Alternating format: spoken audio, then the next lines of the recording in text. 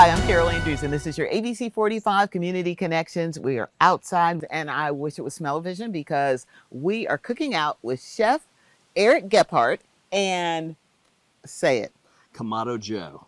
Kamado Joe. You guys have to see this thing because we're going to show you today cooking meats and cooking them well, but really good. There's a difference between well done and done well, though. You know, so we're cooking with natural lump charcoal and ceramic. And the beautiful thing about cooking with ceramic is that 360 radiant heat, the energy soaks into that ceramic, and you're able to drive to an internal temperature versus heat just rushing past underneath and drying it out. And it's interesting, though, because when people go to cook out, everybody wants to be a master. This kind of makes it easier for them. This does. So this is our new product called the Connected Joe, and it meets you wherever your electronic comfortability is and where your charcoal comfortability is. So you're able to digitally dial in exactly what temperatures you want. There's a start button where you hit this little lightning bolt and it lights the charcoal for you.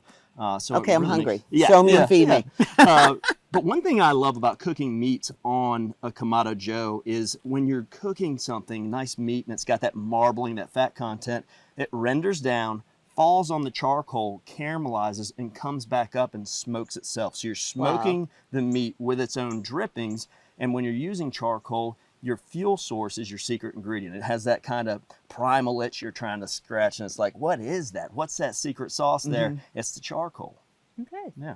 Let's do it. You want to open it up and show me? Yeah, absolutely. So I've got a cast iron griddle here. It's hot. We're running about 500 degrees. And for folks at home watching, 500 is a great searing temperature.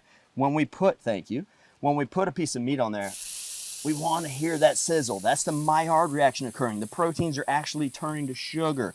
That's why we've got to watch out for our marinades and our seasonings and make sure there's not too much sugar on there. But listen to that. Wow. That's music to my ears. That's music to your ears. Yeah.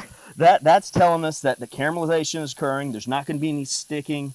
We only stick when there's not enough fat content or it's not hot enough. So we're right where we want to be. And if we close that dome, again, we're capturing all of that smoke that's created by that sear, by the drippings, and we're using that 360 radiant heat. Beautiful things. And I like the fact that you're using cast iron.